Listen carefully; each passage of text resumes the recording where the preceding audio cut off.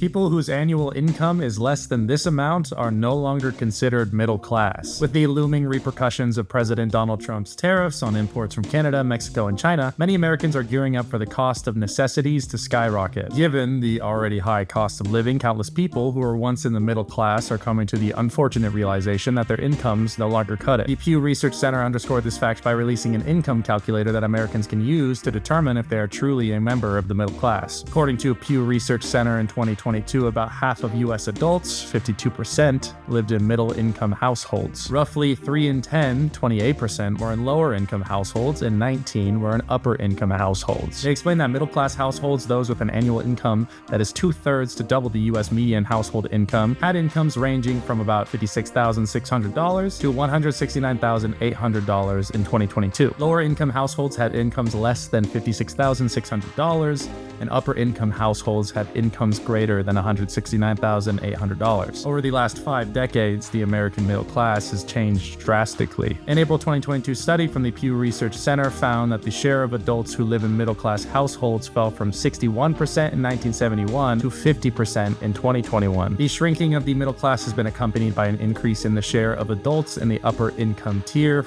in 1971 to 21% in 2021, as well as an increase in the share who are in the lower income tier from 25% to 29%, the researchers noted. The gap between upper income households and everyone else has also widened. In 2022, the median income of upper income households was 7.3 times that of lower income households, up from 6.3% in 1970, a 2024 Pew Research study stated. It was 2.4 times the median income of middle income households in 2022, up from 2.2 in 1970. As of June 2024, 65% of middle-class Americans said they were struggling financially and didn't expect their situation to improve for the rest of their lives, per a survey from the National True Cost of Living Coalition. Middle class is often appealed to as this mythical, loosely defined class that represents what it means to be an exemplary image of the American dream, of what it means to be an American or an American family. However, as shown here, the boundaries of what is middle class is murky and always changes. In reality, there is the working class, which you are a part of if you work for a wage or a salary or need to in order to survive. This growing state of wealth inequality has been brought about by billionaires, CEOs, and the 1% who constantly work to lobby for rollbacks on worker protections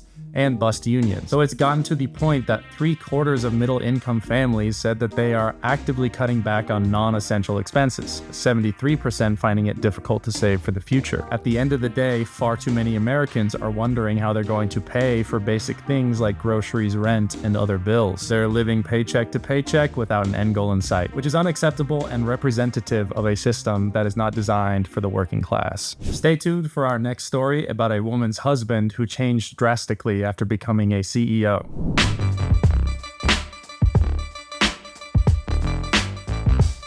A woman has said her once decent ex-husband drastically changed after becoming a CEO. Research suggests that as much as 20% of business leaders have psychopathic tendencies. But do they excel in the corporate world because of their psychopathic qualities, or do they become psychopathic because of their role? One woman on TikTok believes the latter. Content creator at Anger and Autism insisted in a recent video that you have to be a sociopath to make it to the executive level. I do not think that you can be a healthy, kind, genuinely good person and work at that level in the corporate environment, he said. These people will cut 2,000 jobs so they can continue to secure a good bonus without blinking an eye, he continued. You just can't be a decent human being and do that. A commenter chimed in with her own story saying, she was married to a man before he became the CEO of a company and noticed major differences in his behavior after he was promoted. The woman said her once decent ex-husband drastically changed. We've heard so many stories that corroborate this take, from a boss who's canceled his staff's health insurance to buy a Lamborghini, to CEOs who conduct layoffs before the holiday season to up their stocks. The creator further insisted that upper-level employees don't care about those below them because they already, quote, made it. They don't care about their employees' well-being or mental health. They don't care if their workers can afford to live, so long as they don't lose their salaries and benefits. And it's hard to argue with this assessment given that the average CEO is paid 290 times as much as the typical worker, per the Economic Policy Institute's 2023 report. Some evidence suggests that psychopathic and narcissistic tendencies aid in career success. While you can certainly argue that career success breeds psychopathic tendencies, those who already possess such qualities are often hired and promoted more quickly. From the start, they are willing to put themselves first, even at the expense of others, and that serves them well in the corporate world. According to Very Well Mind, some of these psychopathic inclinations include antisocial behavior, superficial charm,